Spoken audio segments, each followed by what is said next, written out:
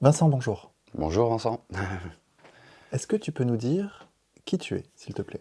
Alors je suis Vincent Routel, je viens du Havre, là où j'ai toujours habité.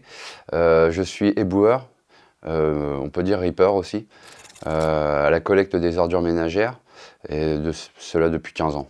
Reaper, Ripper, c'est ouais. quoi ça? C'est éboueur, c'est le terme technique pour Ah bon, éboueur, d'accord. c'est ça. Ok, donc ça fait 15 ans que tu es éboueur. Oui. Alors, est-ce que tu peux nous expliquer pourquoi vous êtes en grève? Alors par rapport à la loi retraite à 64 ans, on avait commencé par des manifestations simples, avec des journées de grève nationale à l'appel des syndicats. Et depuis le 49.3, évidemment, ça s'est durci un peu. Et là, on est sur un piquet de grève avec blocage des camions. Donc ça fait combien de temps là que vous êtes en grève? Depuis le 7 mars. 7 mars, Mm. d'accord. Donc à peu près une quinzaine de jours. Ouais, c'est ça. Ok, donc là les rues du Havre commencent à... Ça commence à être le bordel. Ouais. Le bordel. Alors, qu'est-ce qui ne va pas avec cette réforme des retraites? Bah, ce qui va pas, c'est l'âge de départ, en fait, avec le nombre d'années de cotisation. Moi qui ai commencé, par exemple, à 17 ans à travailler, ça va me faire partir à 64 ans, mais avec 47 années de cotisation. Et c'est des points, par exemple, sur lesquels je suis pas d'accord. Il y a aussi la pénibilité de notre travail qui nous permet pas non plus de travailler derrière un camion jusqu'à 64 ans. D'accord, donc 47 années de cotisation, partir à 64 ans pour un éboueur, c'est pas concevable. Non, c'est inconcevable pour nous, et même pour quelqu'un qui a commencé plus tard, je pense que déjà juste 15, entre 15 et 20 ans d'éboueur, c'est déjà suffisant pour se casser en fait le corps, les articulations, les problèmes tendineux. Ça arrive vraiment très vite à partir d'un moment, à partir de 15 ans de carrière déjà.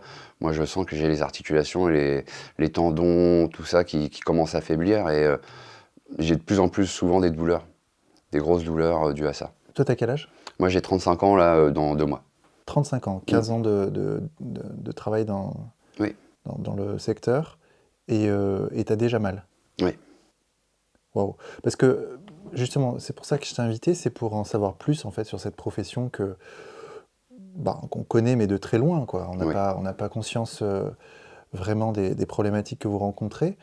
Toi, concrètement, dans ton travail, tu fais quoi?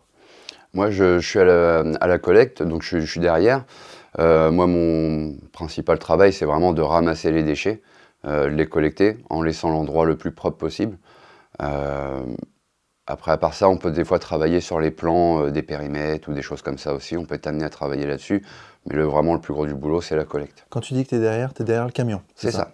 Donc, en fait, toute la journée, pendant 8 heures, Mm. tu marches à côté du camion, tu saisis les poubelles, tu les amènes jusqu'au camion, tu appuies sur un bouton, C'est ça. et ensuite tu ramènes la poubelle là où elle était. C'est ça, En exactement. gros, c'est ça ton boulot. Oui, Toute c'est la ça. journée pendant 8 heures par jour. C'est ça. Et ce sont des séquences de combien de temps que vous faites? Ce sont des... C'est pas 8 heures d'affilée. Non, c'est ça, voilà. Par exemple, nous, on part du dépôt, il est 5 heures, entre 5 heures et 5h20 à peu près.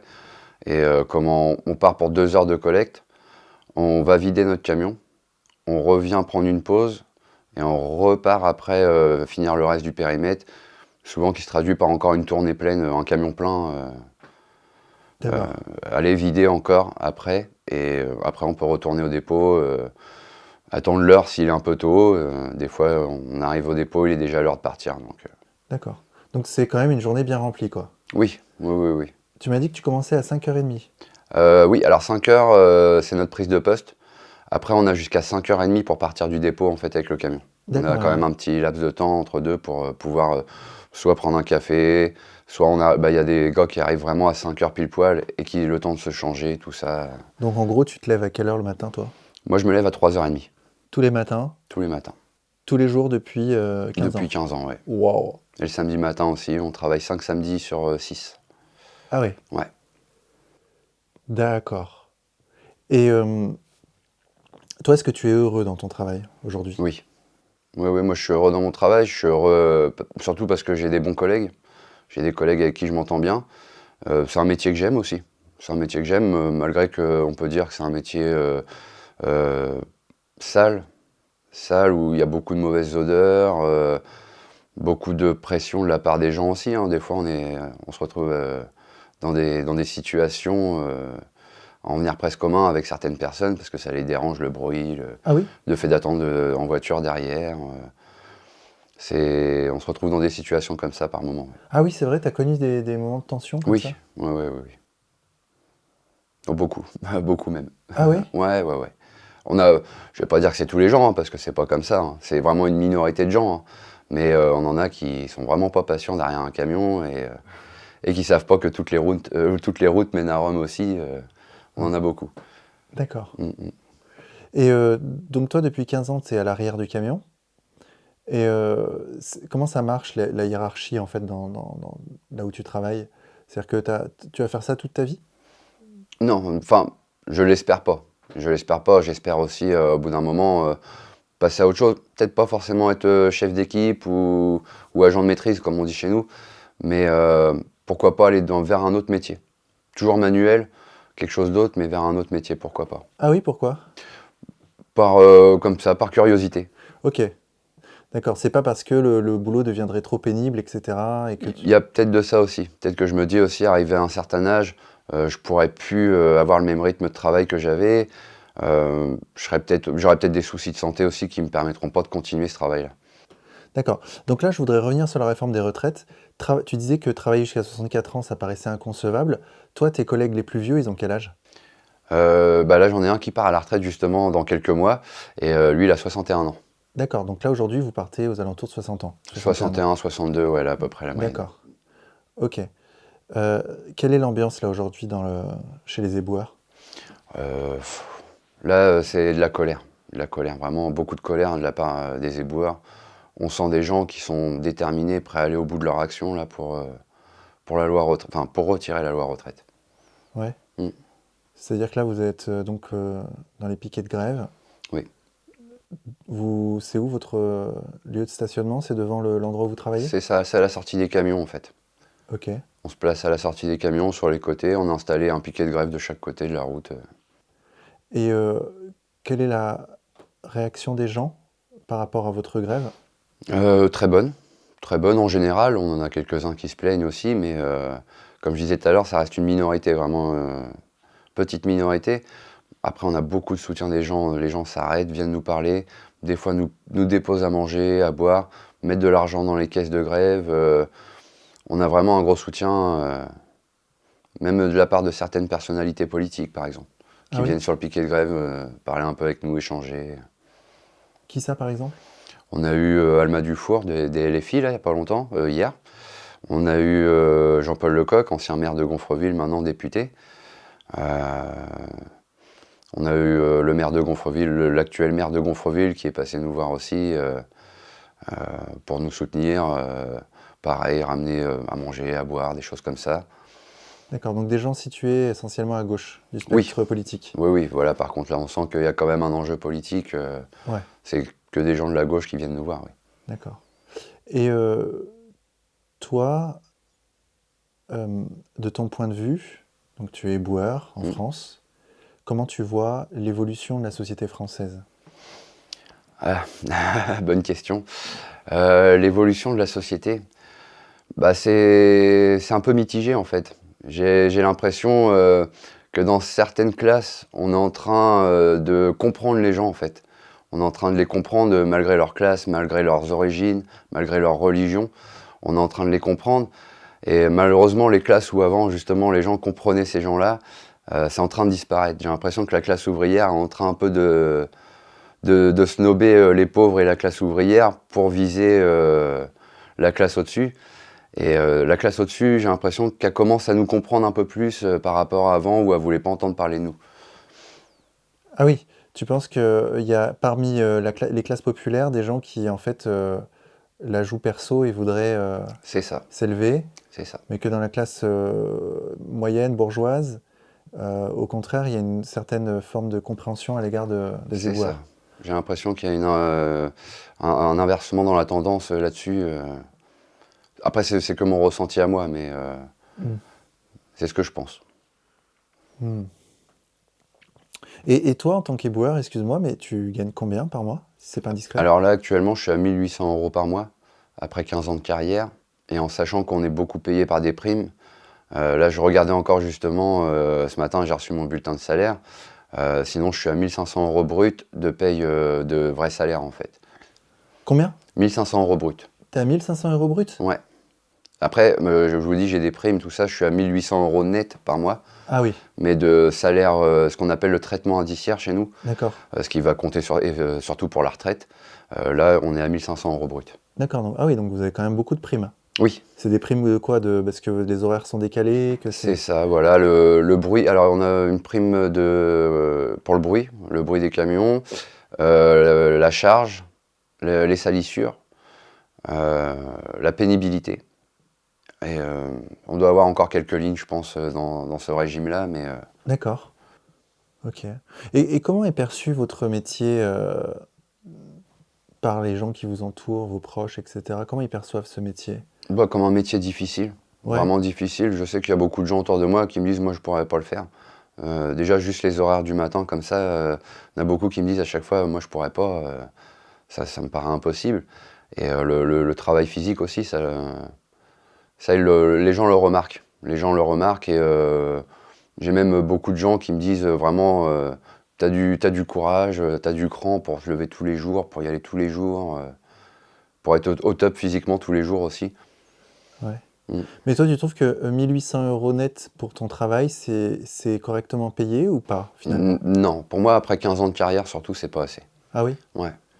Moi, je pense, enfin après, c'est mon avis personnel aussi, je pense que je devrais être au moins à 2 000 € après 15 ans de carrière pour le travail que j'effectue. Ah ouais? Ouais. Il faut attendre combien d'années dans... Enfin, il faut être éboueur pendant combien de temps pour atteindre 2 000 €? Bah, ça dépend des plans de carrière aussi. J'ai des collègues qui partent à la retraite là bientôt, pareil, ils sont pas encore aux 2 000 € quoi. Et ils y seront pas Ah avant ouais? leur retraite. Ouais, Ah ouais? ouais, ouais. Ça dépend du grade, de l'échelon qu'on prend. Mais c'est quoi les grades des boueurs? Je comprends pas. Alors en fait, c'est par rapport au concours dans la fonction publique, tu as plusieurs concours. Et le premier concours que tu passes, c'est le concours d'adjoint première classe, d'adjoint technique principal première classe. Et celui-là, quand tu le passes, en fait, tu fais un bond dans ta carrière, mais surtout financier en fait. Ouais. Tu vas prendre 100, 150 € de plus par mois juste grâce à ce concours-là. Et après, tu as les échelons. Dans chaque grade, tu as les échelons qui vont de généralement 1 à 10 ou 1 à 11, quelque chose comme ça. D'accord. Et toi, tu l'as là, Le concours, oui, le première classe, je l'ai depuis presque 10 ans maintenant, oui. J'ai fait D'accord. vite à le passer justement parce que j'ai compris que ça allait jouer sur le salaire. Ah oui, Ouais. d'accord. Et sinon, t'es quel grade? Bah, adjoint technique principal première classe, à l'échelon 4 ou 5, 4 je crois. D'accord. Ouais. Sur combien? Il me semble qu'il y en a 11 dans ce grade-là. Ah oui, donc t'es à la moitié de ce que tu peux C'est ça. à obtenir au maximum C'est de ta ça. carrière. Après, bon, bah, c'est des petites augmentations par échelon qui sont entre 20 et 25 € brut à peu près à chaque fois, quoi. Ah ouais, donc en fait, tu vas pas passer les 2000. Peut-être, tout juste, quoi. Ah ouais, Vraiment en tout fin de juste. carrière. Putain, Ouais, c'est chaud quand même, hein. ouais, ouais, ouais. Et tu peux espérer avoir une retraite de combien à peu près? Alors là, j'ai regardé justement, la dernière fois, j'ai fait une petite évaluation par rapport à la retraite.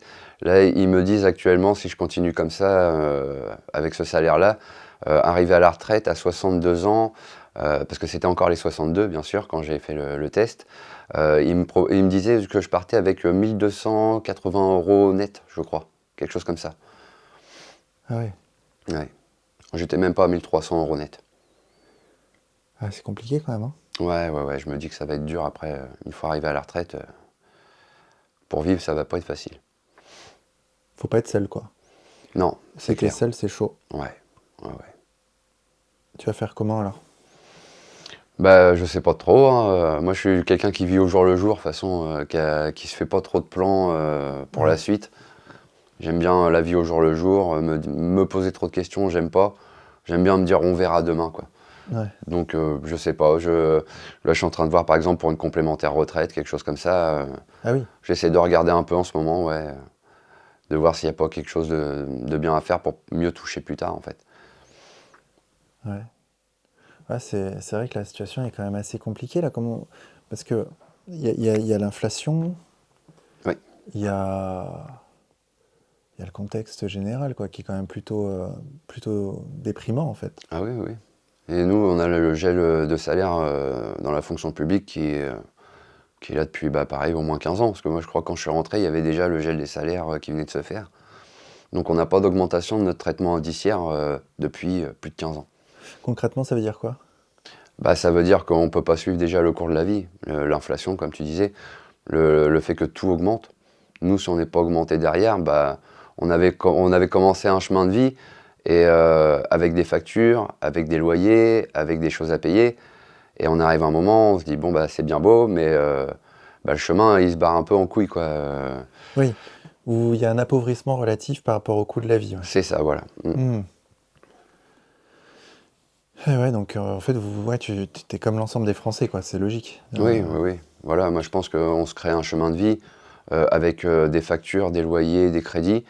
Et on se dit, on fait le calcul, on se dit tous les mois j'ai besoin de temps pour payer les factures, j'ai besoin de temps pour mettre de l'essence, j'ai besoin de temps pour faire à manger. Et au bout de quelques années comme ça, on se dit, en fin de compte, faut tout revoir. Faut peut-être vendre la maison, ou changer de maison, changer les habitudes de vie. On n'invite plus les gens autant qu'avant à manger. C'est beaucoup de choses comme ça à revoir. Qu'est-ce que tu penses qu'il faudrait faire pour améliorer la situation des éboueurs, bien sûr, mais je dirais des Français en général? Je pense qu'il faudra une revalorisation générale déjà des salaires. Soit ça, ou pour revenir en arrière sur les prix de tout ce qui nous coûte tous les jours, à manger, à boire, tout simplement déjà. Juste ça, de revenir en arrière et de redescendre les prix sur certaines choses, ça ferait déjà pas mal du bien. Et je pense que les métiers comme le mien, par exemple, devraient être revalorisés et bien mieux payés, en fait. Bien mieux payés que ça. Si déjà on le payait bien mieux que ça, on aurait moins de mal à embaucher de gens aussi. Ça, c'est un problème qu'on a actuellement en ce moment, à recruter du personnel. Parce que pour le peu de salaire qu'on a, les gens ne veulent pas faire ce boulot-là, quoi. Ah oui? Ouais. Il y en a, mais très peu. Ah oui, ils ont du mal à recruter? Oui. Que ça soit éboueur comme chauffeur, ils ont vraiment beaucoup de mal à recruter. Ah ouais? Ouais. Toi, toi, tu travailles pour la mairie, hein, c'est ça? Alors, c'est la communauté urbaine du Havre. Donc, Édouard Philippe, quoi. Ouais, c'est ça. C'est un peu mon patron, ouais, c'est ça. D'accord, et donc... Mais oui, c'est vrai que pendant le Covid, on s'est rendu compte que les éboueurs étaient indispensables. Et on s'en rend compte aujourd'hui. Avec toutes les ordures qu'il y a dehors, à Paris, pareil, il y a un mouvement de grève, là, ça fait 15 jours. C'est un truc de fou, quoi. Ouais. Mais donc, ils vous ont... Donc, vous êtes indispensable, et pourtant, vous n'êtes pas si bien payé que ça. Oui. C'est... Comme les aides-soignantes, comme les caissières, comme C'est ça. tous ces boulots, en fait, dont on s'est rendu compte avec le Covid qu'ils étaient indispensables. Exactement. Exactement, c'est ça. On a l'impression que... pendant le Covid, on a eu l'impression vraiment d'être reconnus à notre juste valeur. On a l'impression que la population était vraiment avec nous. Et paf, l'après-Covid, tout le monde est retourné à sa petite vie et tout le monde nous a re-oubliés, en fait. Et on n'a pas profité de ça non plus pour essayer de renégocier des choses sur les salaires. Ouais. Ouais, c'est compliqué, hein. Ouais, c'est très compliqué, ouais. Comment tu vois les choses? Tu penses qu'on va vers où, là, si on continue comme ça? Vers un appauvrissement de la population, déjà. Déjà, en général, appauvrissement de la population. On a de plus en plus de mal aussi à trouver des médecins, par exemple. Truc tout bête, mais je pense qu'on va aussi vers un mauvais état de santé. Les gens vont se dégrader au niveau de la santé, alors qu'on était un pays qui était en développement là-dessus. Là, je pense qu'on va se dégrader à l'avenir sur ces choses-là. Ouais. Vous, par exemple, la qualité du service que vous proposez, de ramassage des ordures, est-ce qu'elle se dégrade ou pas, cette qualité, vu que vous manquez de personnel, vu que... Est-ce qu'on vous met une pression aussi Est-ce qu'il y a toi qui es là depuis 15 ans, est-ce qu'il y a eu un changement dans le management, comme on dit? Est-ce qu'on vous met une pression quantitative en vous disant, voilà, vous devez ramasser tant de trucs en temps d'heure? Enfin, comment ça fonctionne, en fait? Alors nous, en tant que titulaire, quand on est titulaire, ce qu'on appelle titulaire, c'est-à-dire embauché, et avec son camion de tous les jours, on a tous les jours le même camion, la même tournée, et puis on n'en change pas. Ceux qui prennent vraiment la pression, c'est les remplaçants chez nous, parce qu'eux, ils peuvent vraiment dire non à rien du tout, sinon c'est la porte aussitôt. On leur dit va te mettre en danger, va faire une grande rue, Tu traverses de tous les côtés, c'est pas grave, tant que c'est fait. Puis nous, les titulaires, on vient nous voir derrière, on nous dit, traverser des deux côtés de la route, c'est interdit. Ah oui, il y a vraiment une différence entre vous et... Et les remplaçants, oui. Ah oui. Ouais, ouais, ouais. Et est-ce qu'il y a des boîtes privées qui font une partie des trajets ou pas ou... Là, on a en ce moment, du coup, ça fait depuis le 7 mars qu'il n'y a aucun camion chez nous qui est sorti pour faire de la collecte. Mais du coup, ils appellent des entreprises extérieures pour venir faire les points sensibles sur le Havre, style Veolia, Suez. Ah oui. Mm. Et alors, comment ils s'en sortent? Bah, ils ont du mal parce que déjà, à l'origine, ils n'ont pas beaucoup de camions et pas beaucoup d'agents. Donc, ils essayent de faire un petit peu sur le Havre et puis ça n'a pas trop d'effet, ça n'a pas trop de répercussions. On voit pas la différence, quoi. Ah ouais? Ouais. Ah oui, ils n'y arrivent pas. Non, non, non. Bah là, il y a plus de 3 semaines d'accumulation de déchets, donc ça commence à faire beaucoup, là. Et ils vous réquisitionnent pas? Non, non, pour l'instant, on n'a pas entendu parler de réquisition. On a eu juste une fois la gendarmerie qui nous attendait un matin pour éviter le blocage. C'est un peu parti en freestyle et on a eu un agent qui a été arrêté. Et depuis, on n'a plus de nouvelles de la direction, en fait. Ah oui? Plus de nouvelles. Plus de... Il n'y a pas de dialogue là? Pas de dialogue. Notre maîtrise reçoit aucune directive de notre direction. Donc, on est un peu perdu à nous-mêmes en ce moment. On continue le piquet de grève et puis on attend juste un signe de la direction. Et combien de temps ça peut durer ça? Combien de temps vous pouvez tenir? Bah, on sait pas. On sait pas, ça on verra bien. Là, les gars sont vraiment motivés à aller jusqu'au bout. Vraiment jusqu'au retrait de la loi, donc on sait pas combien de temps ça va durer. Mais là, vous n'êtes pas payé? Là, aujourd'hui, par exemple, je suis en journée de repos. Parce que, par exemple, je travaille du lundi au samedi avec une journée de repos semaine. Aujourd'hui, c'est ma journée de repos. Donc, enfin, c'est pas que je suis payé ou je suis pas payé. À l'origine, je devrais pas être au travail. Après, pour la grève, on essaie de faire des roulements, en fait.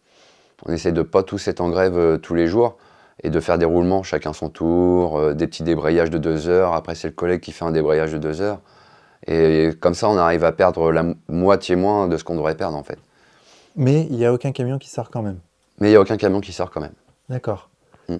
Et là, vous êtes unanime, quoi. Tous vos collègues, tous les collègues sont d'accord pour dire il faut maintenir la grève jusqu'au bout. C'est ça. Ah ouais? Ah ouais, ouais, ouais. T'avais déjà vu ça, toi, en 15 ans de carrière? Jamais. Jamais. Le plus qu'on avait fait, c'était une semaine, je crois. Ah ouais? Au moment de la loi travail en 2016, je crois. Mhm. Et qu'est-ce que tu répondrais aux gens qui pensent que cette réforme est justifiée, que techniquement il faut, vu qu'il y a de moins en moins d'actifs pour de plus en plus de retraités, il faut que les gens travaillent plus longtemps, etc. Tu leur réponds quoi à eux? Alors, bah déjà, si c'est des gens qui ont un travail pénible, qu'ils aillent le faire jusqu'à 64 ans, et après on pourra en reparler, Mm. je pense qu'ils n'auront pas le même discours arrivé à 64 ans. Si c'est des gens déjà à la retraite, je leur dis bah, retournez travailler si vous n'êtes pas content. S'il n'y a pas assez de cotisations, retournez travailler. Après, ceux que ça plaît pas, je les invite à venir un jour et puis à essayer déjà juste le travail pour voir ce que ça donne et s'ils peuvent le faire jusqu'à 64 ans. Ouais. Et Macron dans tout ça? Qu'est-ce que tu lui dirais, toi, Macron? Bah, retire ta loi déjà. Retire ta loi au plus vite, sinon ça va barder. Et démissionne. Démissionne, hein, clairement. Ah oui? Ouais, ouais, ouais. Conseil d'un éboueur à un président de la République. C'est ça, voilà. J'ai pas de conseils à lui donner, hein, mais après, hein, moi, tout ce qui est politique, je suis pas fan déjà à l'origine. Ah ouais, t'es plutôt méfiant? Je suis plutôt méfiant, ouais. Vis-à-vis des politiciens, je suis plutôt méfiant, ouais. Pourquoi? J'en ai jamais un qui m'a prouvé qu'il était réglo, honnête. On n'en a jamais vu un s'engager en faveur de ce que voulait la population. Même quand c'est l'opposition, des fois qui arrive à gratter un peu de pouvoir, en fin de compte, c'est plus une opposition une fois qu'ils ont un peu le pouvoir. Donc j'ai du mal. On a l'impression qu'ils sont là vraiment pour prendre le pouvoir et la place la plus haute possible et l'argent qui va avec, bien sûr. Ah oui, t'as cette impression-là. Ouais. On n'a pas l'impression que on n'a plus l'impression en tout cas que c'est un amour, un métier de passion en fait, d'amour. Avant, je pense qu'un politicien, il faisait ça par passion, pour aider les autres. Et maintenant, c'est vraiment dans un sens et un choix de carrière personnel. Même ceux qui viennent te voir? Même ceux qui viennent vous voir au piquet de grève? Oui, ouais, ouais, ça enlève rien, que je pense qu'il y a toujours quelque chose de politique derrière. Ah oui? Ouais. Ah oui, d'accord. Il y a toujours une récupération politique à faire, il y a toujours à récupérer un mouvement pour se le mettre, se mettre en tête du mouvement et se faire voir. Il y a toujours quelque chose. Donc t'as pas voté Macron, toi? Non, non, non. Moi, j'ai même pas été voté, honnêtement, au dernier. Ah ouais? J'avais l'impression que si je votais pour l'un ou pour l'autre, en fait, c'était pareil. Et j'avais pas l'impression d'avoir le choix, en fait. Hmm.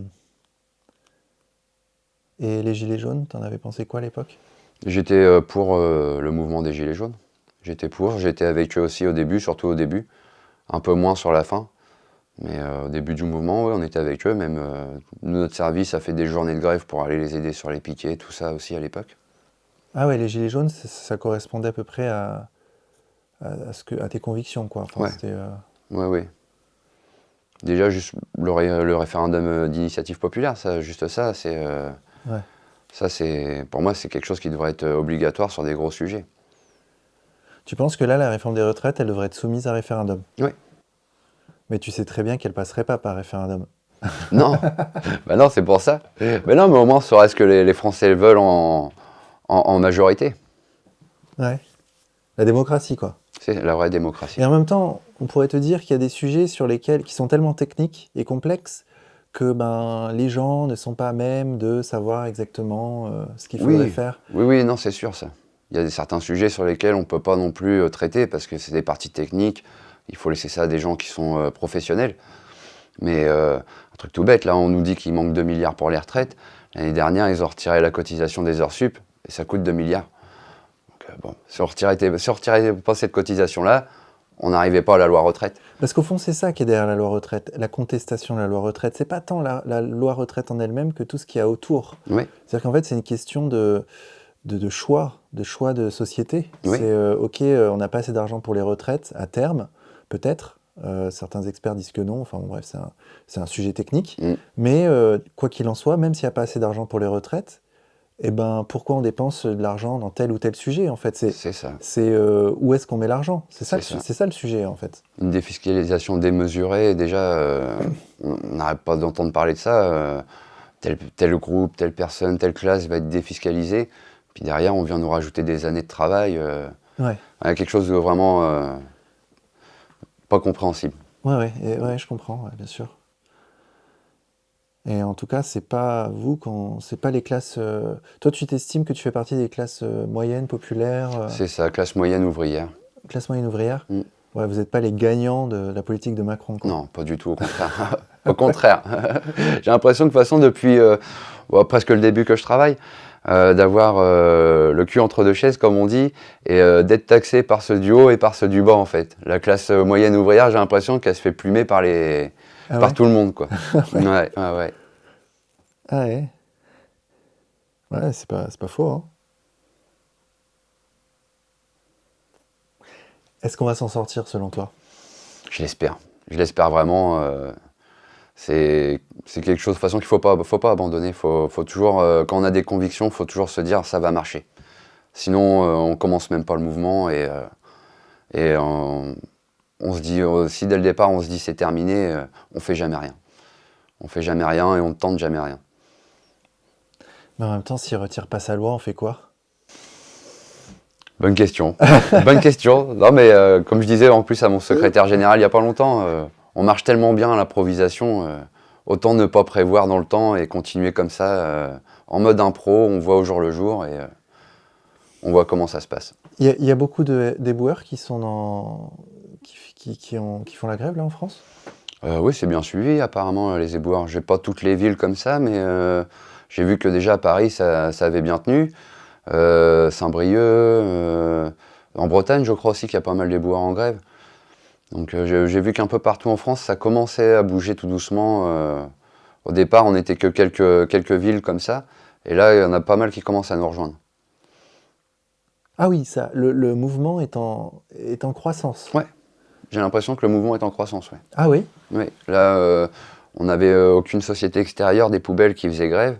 Apparemment, depuis dimanche, sur Paris, ils ont commencé sur 5 arrondissements du privé, apparemment. Ouais. Mm.